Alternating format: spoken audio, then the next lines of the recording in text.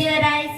Padmarkam Gajananam Maharnisham Anekadantam Bhaktanam Ekadantam Upasmare Namaste Sharada Devi Kashmira Puravasini Tvamaham Prarthaye Devi Vidyadanam Cha Dehi Me Guru Brahma Guru Vishnu Guru Devo Maheshwara Guru Sakshat Parabrahma Tasmai Shri Guruve Namaha Om Shanti Shanti Shanti Vinayaka Jaya He Bharata Bhagya Vidhata Punjab Sindhu Gujarat Maratha Dravida Utkala Vanga Vindhya Himachala Yamuna Ganga Uchala Jala Sitaranga Tava Shubha Name Jage Tava Shubha Ashisha Mage Gahe Tava Jaya Gata Janagana Mangala Dayaka Jaya He Bharata Bhagya Vidhata Jaya He Jaya He Jaya He Jaya Jaya Jaya Jaya He सामने salute. तीन. Class विश्रम. Class सावधान. ಎಲ್ಲರೂ ಕೈ ಮುಂದೆ ಚಾಚಿ.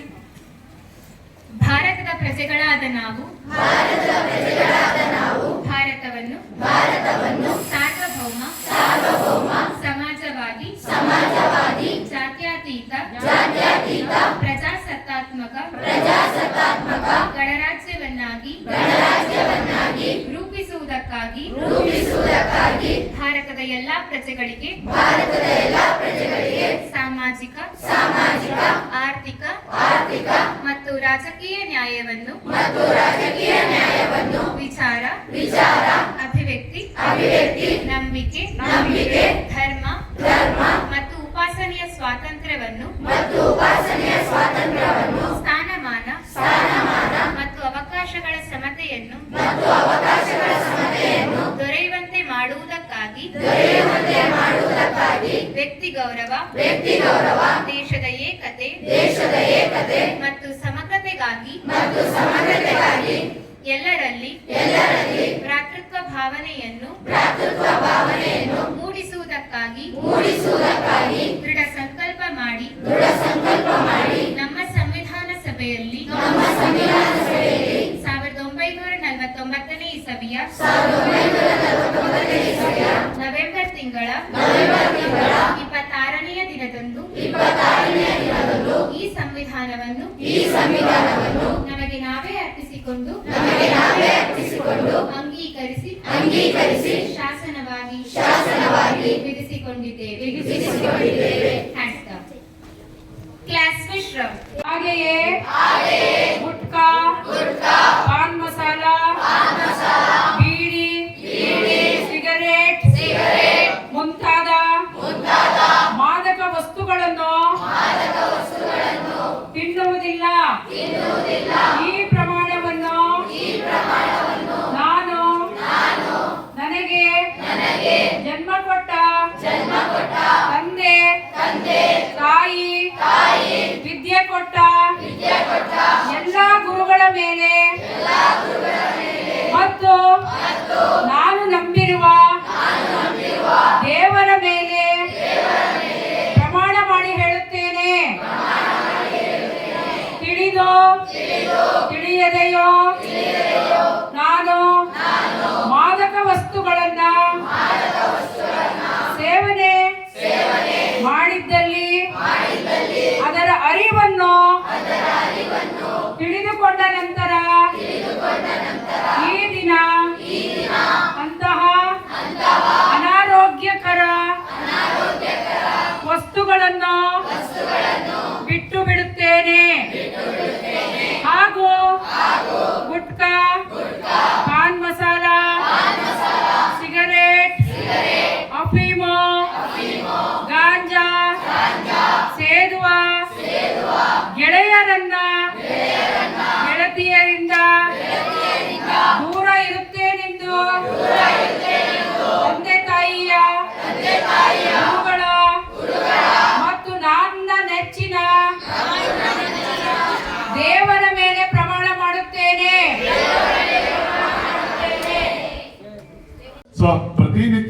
ಈ ಸಂವಿಧಾನವನ್ನ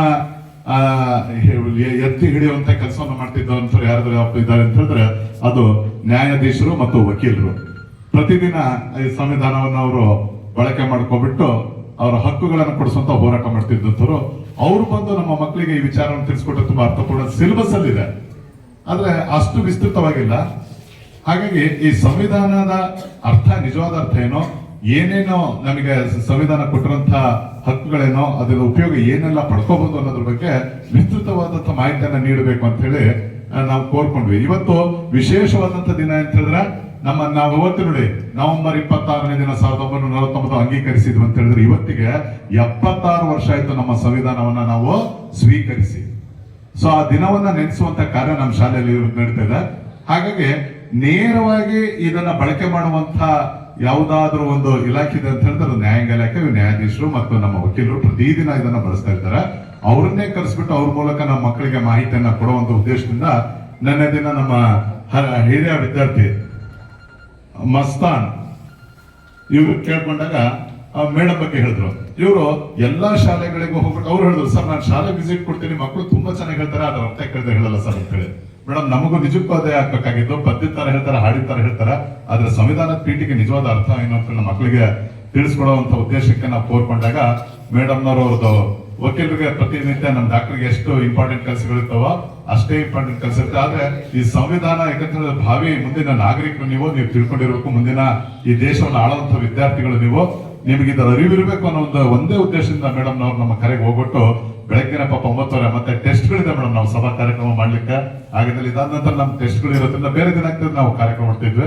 ಮತ್ತೆ ಪರೀಕ್ಷೆಗಳನ್ನ ಬರೀಬೇಕು, ಸ್ಟೇಟಿಗೆ ಒಂದೇ ಕಾಮನ್ ಪೇಪರ್ ಇರೋದ್ರಿಂದ ನಾವು ಪ್ರೇಯರ್ ಟೈಮಲ್ಲೇ ಮಾಡ್ಕೊಳ್ತಾ ಇದೀವಿ ಮೇಡಮ್ ಅಂತ ಕೇಳ್ಕೊಂಡಾಗ ಮೇಡಮ್ನವ್ರು ಒಪ್ಪಿ ನನ್ನ ಕರೆಗೆ ಹೋಗ್ಬಿಟ್ಟು ಇವತ್ತು ಈ ಸಂವಿಧಾನದ ದಿನವನ್ನ ಮತ್ತು ಸಂವಿಧಾನದ ಅರ್ಥವನ್ನು ತಿಳಿಸ್ಕೊಳ್ಳಿಕ್ಕೆ ಇಲ್ಲಿ ಆಗಮಿಸಿದರೆ ಅವರಿಗೆ ನಾನು ನಮ್ಮ ಎಲ್ಲ ಶಿಕ್ಷಕರ ಪರವಾಗಿ, ವಿದ್ಯಾರ್ಥಿಗಳ ಪರವಾಗಿ, ನಮ್ಮ ರಾಷ್ಟ್ರೀಯ ಶಿಕ್ಷಣ ಸಮಿತಿಯ ಪರವಾಗಿ ನಮ್ಮ ಶಾಲೆಗೆ ಹೃತ್ಪೂರ್ವಕವಾದಂತಹ ಸ್ವಾಗತವನ್ನ ಕೊಡ್ತೇನೆ. ಹೆಚ್ಚು ಮಾಡಿದ್ರೆ ಮೇಡಮ್ನವರು ಈ ಕಾರ್ಯಕ್ರಮ ಮುಂದುವರಿಸಬೇಕು ಅಂತ ಹೇಳಿ ಅವರು ಮನವಿ ಮಾಡಿಕೊಳ್ತೇನೆ. ಯಾಕೆ ನನ್ನನ್ನು ಕರೆಸಿದ್ದಾರೆ ಅಂತ ಸರ್ ಹೇಳಿದ್ರಲ್ವಾ? ನೀವು ಮುದ್ದು ಮಕ್ಕಳೇ, ಪುಟಾಣಿ ತಂಗಿಯರೇ, ತಮ್ಮಂದಿರೇ, ಇವತ್ತು ಸಮಯ ತುಂಬಾ ವ್ಯಾಲ್ಯೂ ಅಲ್ವಾ ಪ್ರತಿದಿನನೂ. ಆದರೂ ಕೂಡ ಇವತ್ತು ನಮ್ಮ ಭಾರತ ದೇಶದ ಸಂವಿಧಾನ ಜಾರಿಗೆ ಬಂದ ದಿನ.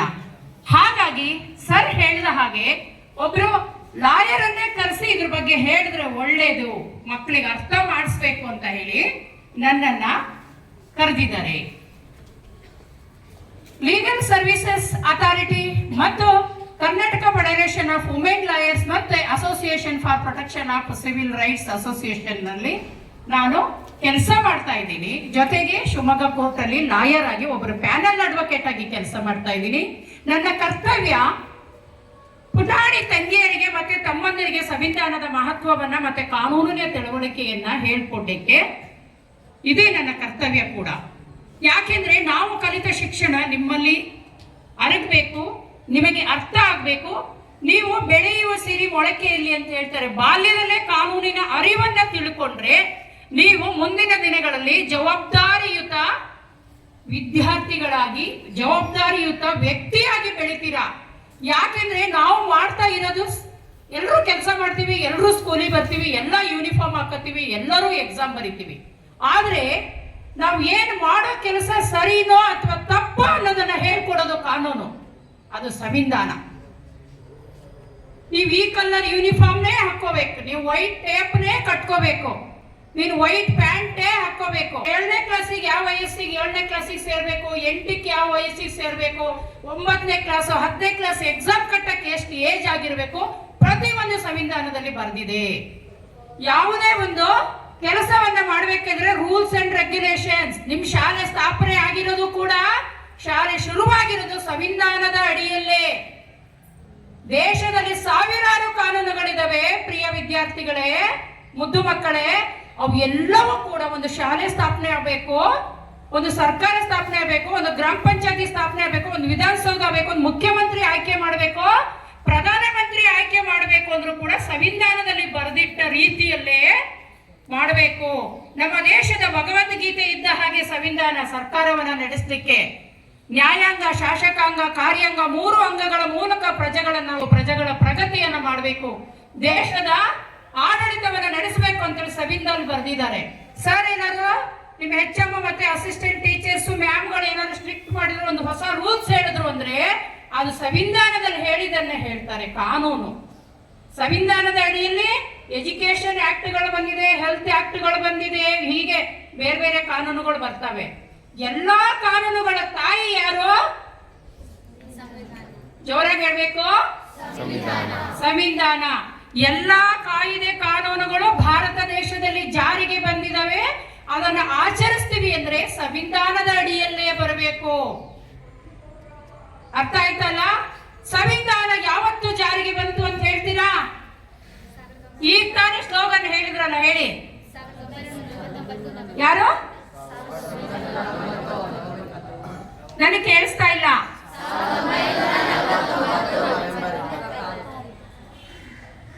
ಸರಿ, ಇವತ್ತು ಯಾವ ಡೇಟ್? ಇವತ್ತೇ ಸಂವಿಧಾನ ಜಾರಿಗೆ ಬಂದಿರೋದ್ರಿಂದ ದೇಶದೆಲ್ಲೆಡೆ ಇವತ್ತು ಸಂವಿಧಾನ ದಿನ. ನಮ್ಮ ಹುಟ್ಟಿಗೆ ಒಂದು ಬರ್ತಡೇ ಅಂತ ಇರುತ್ತಲ್ಲ, ಅದೇ ತರ ಸಂವಿಧಾನ ಹುಟ್ಟಿ ಜಾರಿಗೆ ಬಂದ ದಿನವನ್ನ ಇವತ್ತು ಸಂವಿಧಾನದ ಬರ್ತಡೇ ಅಥವಾ ಕಾನ್ಸ್ಟಿಟ್ಯೂಷನಲ್ ಡೇ ಅಂತ ಕರೀತಾರೆ. ಇದೇ ದಿನ ಸಂವಿಧಾನದ ಬಗ್ಗೆ ವಿದ್ಯಾರ್ಥಿಗಳಿಗೆ ಏನು ಅವಕಾಶಗಳಿದೆ, ಎಜುಕೇಶನ್ ಅಲ್ಲಿ ಇನ್ಸ್ಟಿಟ್ಯೂಷನ್ ಅಲ್ಲಿ ಮಕ್ಕಳು ಅಡ್ಮಿಷನ್ ತಗೋಬೇಕಂದ್ರೆ ಸಂವಿಧಾನದಲ್ಲಿ ಏನು ಕಾಯ್ದೆಗಳಿದೆ, ಏನು ಕಾನೂನುಗಳಿದೆ, ಹೌದಲ್ವಾ?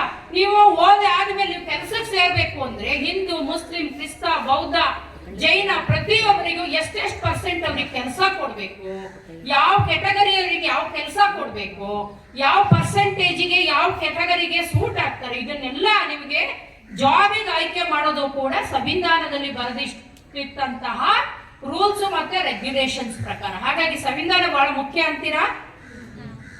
ಕೇಳಿಸ್ತಾ ಇಲ್ಲ? ಸಂವಿಧಾನವನ್ನ ಕರೆಕ್ಟ್ ಆಗಿ ತಿಳ್ಕೊಂಡ್ರೆ ನೀವು ನಾಳೆಯಿಂದ ತಪ್ಪು ಮಾಡೋದೇ ಇಲ್ಲ.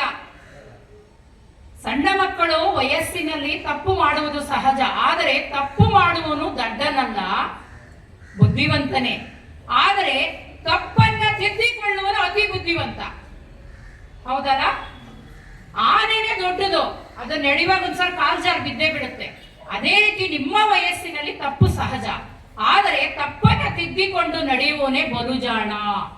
ಹಾಗಾಗಿ ನಾವು what is right, what is wrong ಅನ್ನೋದನ್ನ ಎಜುಕೇಶನ್ ಟೈಮಲ್ಲೇ ತಿಳ್ಕೊಂಡ್ರೆ ನಾವು ತಪ್ಪುಗಳು ಕಡಿಮೆ ಮಾಡ್ತೀವಿ, ಉತ್ತಮ ಪ್ರಜೆಗಳಾಗ್ತೀವಿ. ಹಾಗಾಗಿ ಸಂವಿಧಾನದ ವ್ಯಾಲ್ಯೂವನ್ನ ಮಕ್ಕಳಿಗೆ ಸಂವಿಧಾನದಲ್ಲಿ ಯಾವ ರೀತಿ ಅವಕಾಶಗಳು ಇದೆ ಅನ್ನೋದನ್ನ ನಾನಿವತ್ತು ಸಂಕ್ಷಿಪ್ತವಾಗಿ ನಿಮಗೆ ಹೇಳ್ತೀನಿ. ಆಯ್ತಾ? ಪ್ರಿಯ ವಿದ್ಯಾರ್ಥಿಗಳೇ, ಭಾರತದ ಸಂವಿಧಾನವು ನಮ್ಮ ದೇಶದ ಸರ್ವೋಚ್ಚ ಕಾನೂನು. ನಾನು ಹೇಳಿದ ಹಾಗೆ ಇದಕ್ಕಿಂತ ಮೇಲಾದ ಯಾವ ಕಾನೂನು ಇಲ್ಲ. ಇದು ತಾಯಿ, ಮದರ್. ಆಮೇಲೆ ಬೇರೆ ಕಾನೂನುಗಳೆಲ್ಲ ಇದ್ರ ಪ್ರಕಾರನೇ ಜಾರಿ ಮಾಡ್ಕೊಂತ ಬಂದ್ರು. ಹಾಗೆ ನಮ್ಮ ದೇಶದ ಆಡಳಿತಕ್ಕೆ ದಿಕ್ಕು ತೋರಿಸುವ ನೈತಿಕ, ಕಾನೂನುಬದ್ಧ, ಪ್ರಜಾಸತ್ತಾತ್ಮಕವಾದ ರೂಲ್ಸ್ ಅಂಡ್ ರೆಗ್ಯುಲೇಷನ್ಸ್ ಇರುವಂತಹ ಗ್ರಂಥವೇ ನಮ್ಮ ದೇಶದ ಸಂವಿಧಾನ.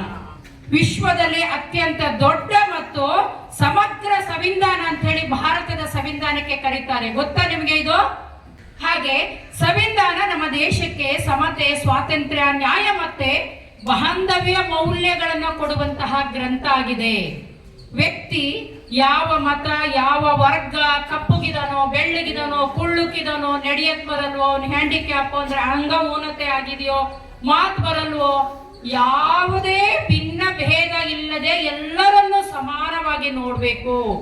ಬಡವ, ಶ್ರೀಮಂತ ಇರಬಹುದು, ಪ್ರತಿಯೊಬ್ಬರು all are equal before law ಅನ್ನೋದನ್ನ ಸಾರಿ ಹೇಳಿದ್ದಂತಹ ನಮ್ಮ ದೇಶದ ಸಂವಿಧಾನ. ನಿಮಗೆ ನಾಳೆ ಯಾರಾದ್ರೂ ಸರ್ ನಿಮ್ ಕ್ಯಾಸ್ಟ್ ಹಿಡಿದು ನೀನ್ ಆ ಕ್ಯಾಸ್ಟ್, ಅದಕ್ಕೆ ನೀನ್ ತಪ್ಪು ಮಾಡ್ತೀಯ ಅಂದ್ರೆ ನೀವು ಹೋಗಿ ಪೊಲೀಸ್ ಕಂಪ್ಲೇಂಟ್ ಕೊಡ್ಬೋದು ಸರ್ ಮೇಲೆ.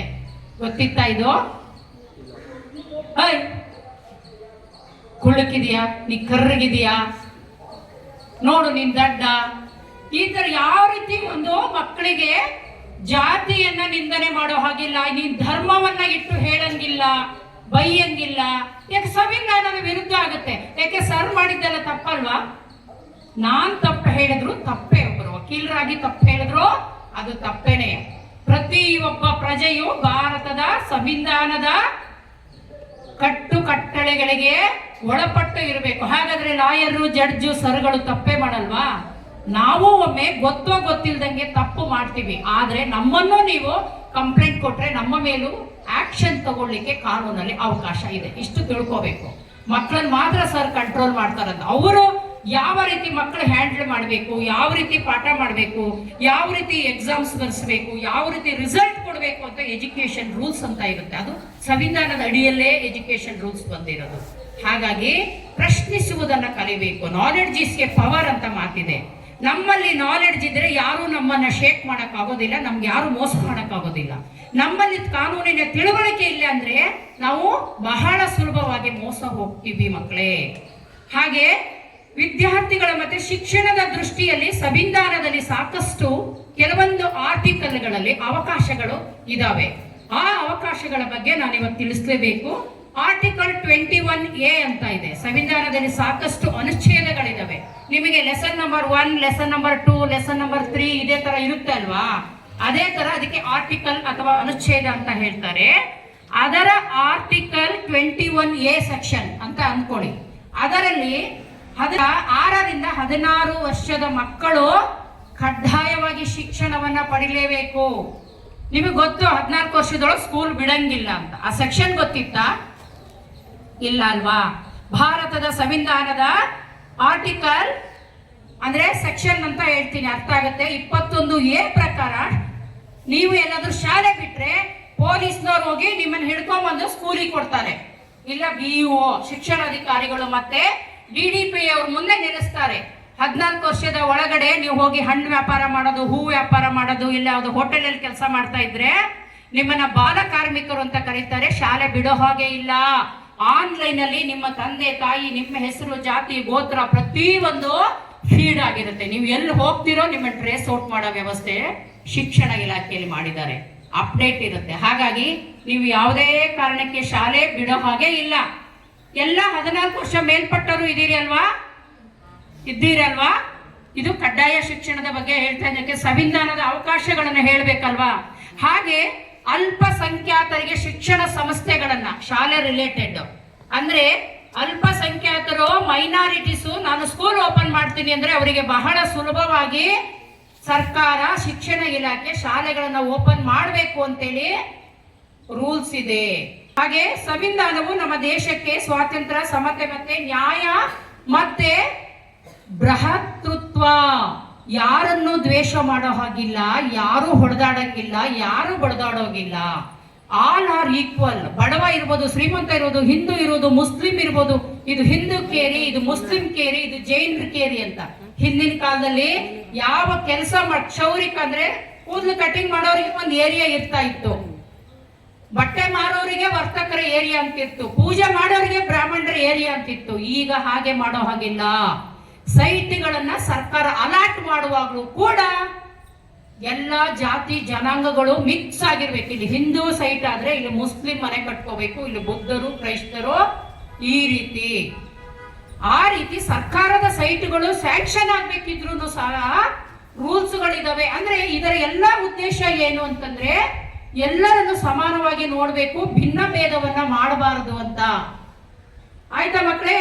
ಹಾಗೆ ಇನ್ನೊಂದು ಅನುಚ್ಛೇದ 30ರಲ್ಲಿ ನಾನು ಆಗ ಹೇಳಿದ್ನಲ್ಲ, ಮೈನಾರಿಟಿ ಸ್ಕೂಲ್ ಓಪನ್ ಮಾಡಬೇಕಂದ್ರೆ ಸೆಕ್ಷನ್ ಹೇಳಿಲ್ಲ. 30 ಆರ್ಟಿಕಲ್ 30 ಪ್ರಕಾರ ಯಾರು ಮೈನಾರಿಟೀಸ್ ಕಮ್ಯುನಿಟಿಯವರು ಸ್ಕೂಲು ಕಾಲೇಜ್ ಶುರು ಮಾಡಬೇಕು ಅಂದ್ರೆ ಅವರಿಗೆ ಬಹಳ ಸುಲಭವಾಗಿ ಪರ್ಮಿಷನ್ ಅನ್ನ ಕೊಡಬೇಕು ಅಂತೇಳಿ ಇದೆ. ಹಾಗೆ ನಿಮ್ಮ ಪುಟಾಣಿ ಮಕ್ಕಳೇ, ನಿಮ್ಮ ಆರೈಕೆ, ಶಿಕ್ಷಣ, ನಿಮಗೆ ಯೂನಿಫಾರ್ಮ್ ಕೊಡಬೇಕು, ನಿಮಗೆ ಬಿಸಿ ಊಟ ಕೊಡಬೇಕು, ಹಾಗೆ ನಿಮಗೆ ಶೂ ಚಪ್ಪಲ್ಗಳನ್ನ ಕೊಡಬೇಕು ಅಂತ ಹೇಳಿ, ಉಚಿತ ಬ್ಯಾಗ್ಗಳನ್ನ ಕೊಡಬೇಕು ಅಂತ ಹೇಳಿ ಸಂವಿಧಾನದಲ್ಲಿ ಹೇಳಲಾಗಿದೆ. ಅದು ಯಾವುದು ಅಂತ ಗೊತ್ತಾ ನಿಮ್ಗೆ? ಆರ್ಟಿಕಲ್ ಆ ಬುಕ್ಸ್ ಮತ್ತೆ ಬಿಸಿ ಊಟವನ್ನ ನಿಮಗೆ ಪ್ರೊವೈಡ್ ಮಾಡ್ತಾ ಇದ್ದಾರಲ್ಲ, ಅದು ಯಾವ ಆರ್ಟಿಕಲ್ ಅಂಡರ್ ನಲ್ಲಿ ನಿಮ್ಗೆ ಪ್ರೊವೈಡ್ ಮಾಡ್ತಾ ಇದ್ದಾರೆ, ಕೊಡ್ತಾ ಇದ್ದಾರೆ ಅಂತ ಗೊತ್ತಾ ಮಕ್ಕಳೇ? ಆ ಸೆಕ್ಷನ್ ನೀವು ತಿಳ್ಕೋಬೇಕು. ಸಂವಿಧಾನದ ಆರ್ಟಿಕಲ್ 45ರ ಪ್ರಕಾರ ನಿಮಗೆ ಉಚಿತವಾಗಿ ಊಟವನ್ನು ಕೊಡ್ತಾ ಇದ್ದಾರೆ. ನಿಮ್ಮ ಜಯಪ್ರಕಾಶ್ ನಾರಾಯಣ್ ಸ್ಕೂಲು ಉಚಿತವಾಗಿ ಮಕ್ಕಳಿಗೆ ಊಟವನ್ನ ಕೊಡ್ಲಿಕ್ಕೆ ಆ ಲಿಸ್ಟ್ ಅಲ್ಲಿ ಅರ್ಹರಿದ್ದೀರಾ. ಅದು ಸಂವಿಧಾನದ ಆರ್ಟಿಕಲ್ 45 ಪ್ರಕಾರ ಮಕ್ಕಳ ಆರೈಕೆ, ಆರೋಗ್ಯ ಮತ್ತೆ ಆಹಾರವನ್ನ ಪ್ರೊವೈಡ್ ಮಾಡುವಂತದ್ದು. ಅದು ನಿಯಮಾನುಸಾರ ಸರ್ಕಾರ ಅನುಮತಿ ಕೊಡುವಂತದ್ದು. ಯಾಕೆಂದ್ರೆ ಪಕ್ಕದ ಶಾಲೆಯಲ್ಲಿ ಕೊಡಲ್ಲ ಅಂತ ಕೇಳಕ್ಕಾಗಲ್ಲ, ಅದೆಲ್ಲ ಡೀಟೇಲ್ ನಿಮಗೆ ಬೇಕಾಗಲ್ಲ. ನಾವು ಊಟ ತಿಂತೀರಲ್ವಾ ಅಷ್ಟು ತಿಳ್ಕೊಂಡ್ರೆ ಸಾಕು. ಯಾವ ಸೆಕ್ಷನ್ ಪ್ರಕಾರ ಮಕ್ಕಳಿಗೆ ಆರೋಗ್ಯ ಮತ್ತೆ ಆಹಾರವನ್ನ ಉತ್ತಮವಾದ ಪರಿಸರವನ್ನ ಪ್ರೊವೈಡ್ ಮಾಡಬೇಕು ಅಂತೇಳಿ ಸಂವಿಧಾನದಲ್ಲಿ ಬರೆದಿದೆ ಅಂದ್ರೆ ಆರ್ಟಿಕಲ್ 45. ನೀವು ಮೇಲಧಿಕಾರಿಗಳಿಗೆ ಹೋಗಿ ಒಂದಿನ 2 ದಿನ ಓಕೆ ಯಾವುದೋ ಕಾರಣದಿಂದ, ಆದ್ರೆ ನಿಮ್ ಶಾಲೆಯಲ್ಲಿ ಏಕದಮ್ ಸ್ಕೂಲಲ್ಲಿ ಆ ತರ ನಿಲ್ಲಿಸಿದ್ರು ಅಂದ್ರೂ ಕೂಡ ನೀವು ಕಾನೂನು ಕ್ರಮ ತಗೊಳಕ್ಕೆ ವಿದ್ಯಾರ್ಥಿ ಪೋಷಕರಿಗೆ ಸಂವಿಧಾನದ ಪ್ರಕಾರ ಹಕ್ಕಿರುತ್ತೆ ಅಂತ ಹೇಳ್ತಾ ಇದ್ದೀನಿ. ಓಕೆ, ಹಾಗೆ ಸಂವಿಧಾನದ ಇನ್ನೊಂದಿದೆ, ನಿಮ್ಗೆ ರಿಲೇಟೆಡ್ ಆಗಿ ಇನ್ನೊಂದಿದೆ ಸಂವಿಧಾನದಲ್ಲಿ ಮಕ್ಕಳಿಗೆ ರಿಲೇಟೆಡ್ ಶಿಕ್ಷಣ ಸಂಸ್ಥೆಗಳಿಗೆ ಮತ್ತೆ ಹೈಯರ್ ಎಜುಕೇಶನ್ಗೆ ಸಂಬಂಧಪಟ್ಟಂಗೆ ಸಂವಿಧಾನದ ಆರ್ಟಿಕಲ್ 15(4) ಮತ್ತು 15(5) ಪ್ರಕಾರ ರಾಜ್ಯ ಸರ್ಕಾರಗಳಿಗೆ ಸಾಮಾಜಿಕ ಶೈಕ್ಷಣಿಕವಾಗಿ ಹಿಂದುಳಿದ ವರ್ಗಗಳಿಗೆ ವಿಶೇಷ ಸೌಲಭ್ಯಗಳನ್ನು ಒದಗಿಸಬೇಕು. ಸ್ಕಾಲರ್ಶಿಪ್ ಕೊಡೋದಿರ್ಬೋದು ಹಿಂದುಳಿದ ವರ್ಗದ ಮಕ್ಕಳಿಗೆ. ಯಾವುದು ಅಂತ ಹೇಳಿದೆ ನಾನು, ಆರ್ಟಿಕಲ್ 15 ಸಬ್ ಕ್ಲಾಸ್ 4 ಮತ್ತೆ 5 ಪ್ರಕಾರ ಮಕ್ಕಳಿಗೆ ಸ್ಕಾಲರ್ಶಿಪ್ ಕೊಡ್ಬೇಕು. ಇಲ್ಲ, ಕೆಲವೊಂದು ಶಾಲೆ ಸೈಕಲ್ ಕೊಡ್ತಾರಲ್ವಾ, ಅವ್ರು ನಡ್ಕೊಂಡ್ ಬರಕ್ ಕಷ್ಟ ಆಗತ್ತೆ ಅಂತನೋ. ಈ ರೀತಿ ಮಕ್ಕಳಿಗೆ ಯಾವುದೇ ಶಾಲೆ ಕಡೆಯಿಂದ ಸೌಲಭ್ಯಗಳು ಬಂತು ಅಂದ್ರೂ ಅದು ಸಂವಿಧಾನದಲ್ಲಿ ಹೇಳಿದೆ. ಆ ಸಂವಿಧಾನದ ಆಧಾರದಲ್ಲಿ ಶಿಕ್ಷಣ ಸಂಸ್ಥೆಗಳ ಕಾನೂನನ್ನ ರಚನೆ ಮಾಡಲಾಗಿದೆ. ಆ ಪ್ರಕಾರನೇ ನಿಮ್ಗೆ ಕೊಡೋದು. ಅರ್ಥ ಆಯ್ತಾ? ಹಿಂದುಳಿದ ಮಕ್ಕಳಿಗೆ ಆರ್ಥಿಕವಾಗಿ ಅಪ್ಪ ಅಮ್ಮನಿಗೆ ಕಡಿಮೆ ಬರುತ್ತೆ ದುಡಿಮೆ, ಅವ್ರಿಗೆ ಶಾಲೆಗೆ ಬರಕ್ಕಾಗಲ್ಲ, ಅವ್ರಿಗೆ ಸೈಕಲ್ ಕೊಡೋದಿರ್ಬೋದು, ಬಿಸಿ ಊಟ ಕೊಡೋದಿರ್ಬೋದು, ಯೂನಿಫಾರ್ಮ್ ಕೊಡೋದಿರ್ಬೋದು, ಶೂ ಕೊಡ್ಬೋದಿರ್ಬೋದು. ಇವೆಲ್ಲ ಯೋಜನೆಗಳು ಯಾವುದರ ಅಂಡರ್ನಲ್ಲಿ ಬರ್ತವೆ ಅಂದ್ರೆ ಸಂವಿಧಾನದ ಆರ್ಟಿಕಲ್ 15. ಹೇಳಿ ಜೋರಾಗಿ. ನಿಮಗೆ ಅರ್ಥ ಆದ್ಮೇಲೆ ನಾನು ಮನೆಗೆ ಹೋಗೋದು ಕೋರ್ಟಿಗೆ, ನಿಮ್ಗೆ ಅರ್ಥ ಮಾಡ್ಸಕ್ಕೆ ಬಂದಿರೋದು. ಹಾಗೆಯೇ ಗುಟ್ಕಾ, ಪಾನ್ ಮಸಾಲ, ಬೀಡಿ, ಸಿಗರೇಟ್ ಮುಂತಾದ ಮಾದಕ ವಸ್ತುಗಳನ್ನು ತಿನ್ನುವುದಿಲ್ಲ. ಈ ಪ್ರಮಾಣವನ್ನು ನಾನು ನನಗೆ ಜನ್ಮ ಕೊಟ್ಟ ತಂದೆ ತಾಯಿ ವಿದ್ಯೆ ಕೊಟ್ಟ ಎಲ್ಲ ಗುರುಗಳ ಮೇಲೆ ಮತ್ತು ನಾನು ನಂಬಿರುವ ದೇವರ ಮೇಲೆ ಪ್ರಮಾಣ ಮಾಡಿ ಹೇಳುತ್ತೇನೆ. ತಿಳಿದೋ ತಿಳಿಯದೆಯೋ ನಾನು ಮಾದಕ ವಸ್ತುಗಳನ್ನ ಸೇವನೆ ಮಾಡಿದ್ದಲ್ಲಿ ಅದರ ಅರಿವನ್ನು ತಿಳಿದುಕೊಂಡ ನಂತರ ಈ ದಿನ ಅಂತಹ ಅನಾರೋಗ್ಯಕರ ವಸ್ತುಗಳನ್ನು ಬಿಟ್ಟು ಬಿಡುತ್ತೇನೆ. ಹಾಗೂ ಗುಟ್ಕಾ, ಪಾನ್ ಮಸಾಲ, ಸಿಗರೇಟ್, ಅಫೀಮು, ಗಾಂಜಾ ಸೇದುವ ಗೆಳೆಯರನ್ನ ಗೆಳತಿಯರಿಂದ ದೂರ ಇರುತ್ತೇನೆಂದು ತಂದೆ ತಾಯಿಯ ಗುರುಗಳ ಮತ್ತು ನನ್ನ ನೆಚ್ಚಿನ ದೇವರ ಮೇಲೆ ಪ್ರಮಾಣ ಮಾಡುತ್ತೇನೆ. ಆರ್ಟಿಕಲ್ 46 ನಾನು ಎಲ್ಲದನ್ನು ಹೇಳ್ತಾ ಇಲ್ಲ, ನೂರಾರು ರೂಲ್ಸ್ ಇದೆ. ನಿಮಗೆ ಶಿಕ್ಷಣಕ್ಕೆ ಸಂಬಂಧಪಟ್ಟ ಹಾಗೆ ಓದಿನ ಬಗ್ಗೆ, ನಿಮಗೆ ಓದಾದ್ಮೇಲೆ ಕೆಲಸಕ್ಕೆ ಸೇರ್ಲಿಕ್ಕೆ ಸಂವಿಧಾನದಲ್ಲಿ ಯಾವ ಯಾವ ಸೆಕ್ಷನ್ಗಳಿದೆ ಅನ್ನೋದನ್ನ ನಿಮ್ಗೆ ಅರ್ಥ ಮಾಡಿಸ್ತಾ ಇದ್ದೀನಿ. ಹಾಗೆ ಆರ್ಟಿಕಲ್ 46 ಪ್ರಕಾರ ಎಷ್ಟು ಹೇಳಿ, ಸಂವಿಧಾನದ ಆರ್ಟಿಕಲ್ 46 ಪ್ರಕಾರ ಹಿಂದುಳಿದ ವರ್ಗಗಳ ಶೈಕ್ಷಣಿಕ ಮತ್ತೆ ಆರ್ಥಿಕ ಹಿತಾಸಕ್ತಿಯನ್ನ ಉತ್ತೇಜನ ನೀಡಬೇಕು ಅಂತ ಹೇಳಿ BR ಅಂಬೇಡ್ಕರ್ ಅವರು ಬರೆದಿದ್ದಾರೆ. ಅವರು ಜೀವಂತವಾಗಿ ಇಲ್ಲ, ಆದ್ರೆ ಪ್ರಪಂಚಕ್ಕೆ ಮಾದರಿಯಾದ ಸಂವಿಧಾನವನ್ನ ಕೊಟ್ಟು ಹೋಗಿದ್ದಾರೆ ನಮ್ಮ BR ಅಂಬೇಡ್ಕರ್ ಸರ್ ಅವರು. ಗೊತ್ತಿದೆ ಅಲ್ವಾ? ಯಾರು ನಮ್ಮ ಸಂವಿಧಾನವನ್ನ ಬರೆದವರು? ಅವರಿಗೆ ನಾವು ಋಣಿಯಾಗಿರ್ಬೇಕು. ಇಲ್ಲ ಅಂದ್ರೆ ನೀವೆಲ್ಲ ಓದಂಗೆ ಇರ್ಲಿಲ್ಲ, ಶಾಲೆಗೆ ಬರೋ ಹಾಗೆ ಇರ್ಲಿಲ್ಲ. ನಿಮಗೆ ಇನ್ಸ್ಪೈರ್ ಆಗ್ಲಿ ಅಂತ ಹೇಳ್ತೀನಿ. ನಮಗೆ ಸೈಕಲ್ ಅಲ್ಲ, ಬಸ್ ಇದ್ರು ಬಸ್ಸಲ್ಲಿ ಹೋಗ್ಲಿಕ್ಕೆ ದುಡ್ಡು ಇರ್ಲಿಲ್ಲ. ನಡ್ಕೊಂಡೆ 8 ಮೈಲಿ ಶಾಲೆಗೆ ಹೋಗಿ ವಿದ್ಯಾಭ್ಯಾಸ ಕಲಿತು ಪುಸ್ತಕಗಳನ್ನ ಓದಿದೀನಿ. ಶಾಲೆ ಪುಸ್ತಕ ಅಲ್ಲದೆ ಬೇರೆ ಪುಸ್ತಕ ಓದಿರೋದ್ರಿಂದ ನಿಮ್ಮನ್ನ ಭಾಷಣ ಮಾಡಂಗಾಗಿದ್ದೀನಿ ಇವತ್ತು. ಅತ್ಯಂತ ಕುಗ್ರಾಮ, ಜಲ್ಲಿ ರೋಡು, ಹೊಳೆ ಹಳ್ಳ, ಕಾಲ್ದಾರಿಯಲ್ಲಿ ಸಂಕ ದಾಟ್ಕೊಂಡು ಹೊಳೆ ತೇಲೋಗಿ ಇವತ್ತು ಬದುಕು ಬಂದು ನಿಮ್ಮ ಮುಂದೆ ಭಾಷಣ ಮಾಡ್ತಾ ಇದ್ದೀನಿ ಅಂದ್ರೆ ನಾನು ಬಡತನದಲ್ಲಿ ಹುಟ್ಟಿದ್ದೀನಿ, ಹೆಮ್ಮೆ ಅನಿಸ್ತಾ ಇದೆ ನನಗೆ. ಆಗ ಬೇಜಾರಾಗ್ತಾ ಇತ್ತು ನಾನು ಬಡವರು ಅಂತ ಹೇಳ್ಕೊಳಕ್ಕೆ. ಮಕ್ಕಳೇ, ಈಗ ಖುಷಿ ಆಗ್ತಾ ಇದೆ. ಯಾಕೆ ಹೇಳ್ತಾ ಇದ್ದೀನಿ ಅಂದ್ರೆ ನಾನು ಪ್ರಚಾರ ಮಾಡ್ಕೊಳಕ್ಕಲ್ಲ. ನೀವು ಈ ತರ ಮಧ್ಯದಲ್ಲಿ ಶಾಲೆ ಬಿಡಬಾರ್ದು, ಚೆನ್ನಾಗಿ ಓದ್ಬೇಕು, ಕೆಲಸ ತಗೋಬೇಕು, ಅಪ್ಪ ಅಮ್ಮನ್ ಚೆನ್ನಾಗಿ ನೋಡ್ಕೋಬೇಕು, ಹಬ್ಬ ಹರಿದಿನಗಳನ್ನು ಮಾಡಬೇಕು. ನೀವು ಚೆನ್ನಾಗಿರ್ಬೇಕು ಅಂದ್ರೆ ನಿಮ್ಗೆ ದುಡ್ಡು ಬೇಕಲ್ಲ. ದುಡ್ಡು ಎಲ್ಲಿಂದ ಬರುತ್ತೆ? ಕಳ್ತನ ಮಾಡಕ್ಕಾಗತ್ತಾ? ಇಲ್ಲ. ಚೆನ್ನಾಗಿ ಓದಿದ್ರೆ ಎಲ್ಲಾದ್ರೂ ಒಂದು ಕೆಲಸ ಸಿಗುತ್ತೆ, ಪ್ರೈವೇಟ್ ಗೌರ್ಮೆಂಟ್. ಆ ಬಂದಿರೋ ದುಡ್ಡಲ್ಲಿ ಚೆನ್ನಾಗಿ ನಮಗೆ ಇಷ್ಟಪಟ್ಟಂಗೆ ಬದುಕಬಹುದು ಅಲ್ವಾ ಮಕ್ಕಳೇ? ಹೌದು ತಾನೇ? ಹಾಗಾಗಿ ಯಾರಿಗೆ ಕೆಲ್ಸಕ್ಕೆ ಹೋಗೋಕೆ ಇಷ್ಟ ಇಲ್ಲ ಕೈ ಎತ್ಬಿಡಿ. ಯಾರಿಗೆ ಕೆಲ್ಸಕ್ಕೆ ಹೋಗೋಕೆ ಇಷ್ಟ ಇಲ್ಲ?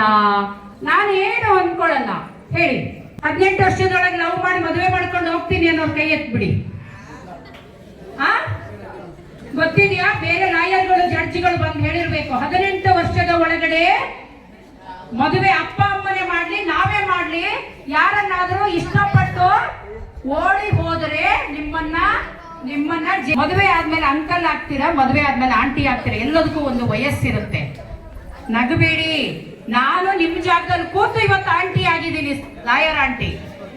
ಹಾಗೆ ಎಲ್ಲದಕ್ಕೂ ಒಂದು ವಯಸ್ಸಿರುತ್ತೆ. ಯಾವ ವಯಸ್ಸಿನಲ್ಲಿ ಏನು ಮಾಡಬೇಕು ಅದನ್ನು ಮಾಡದೇ ಇದ್ರೆ ಸಂವಿಧಾನದ ಅಡಿಯಲ್ಲಿ ರಚನೆ ಆಗಿ, ಹಾಗೆ ಲೇಬರ್ ಲಾ ಇರ್ಬೋದು, ಅದರ ಅಂಡರ್ನಲ್ಲಿ ನಿಮ್ಗೆ ಜೈಲಿಗೆ ಹಾಕ್ತಾರೆ. ಹಾಗಾಗಿ ಮಾದಕ ವಸ್ತುಗಳನ್ನ ಸೇವನೆ ಮಾಡಬಾರ್ದು, ಗುಟ್ಕಾ ತಿನ್ಬಾರ್ದು, ಗಾಂಜಾ ತಿನ್ಬಾರ್ದು, ಪುಕ್ಕಟ್ಟೆ ಸಿಗುತ್ತೆ ಅಂದ್ರೂ ತಿನ್ಬಾರ್ದು. ಅದರಿಂದ ಮಾಡಲ್ಲ, ನನಗೆ ಗೊತ್ತಿದೆ.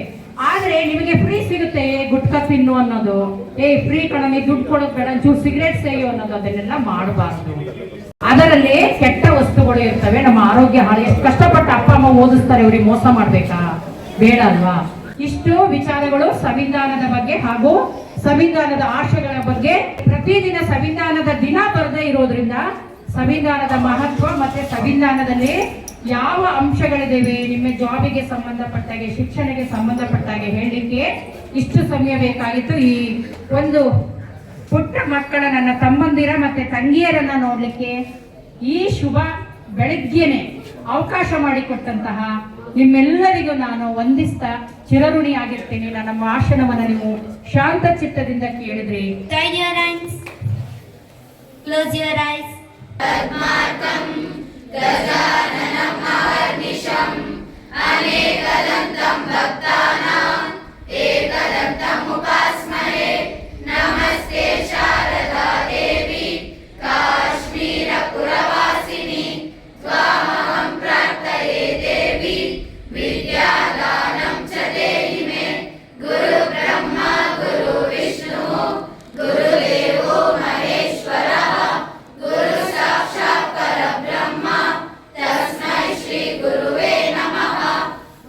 एक साथ नाड़ गीत शुरू कर.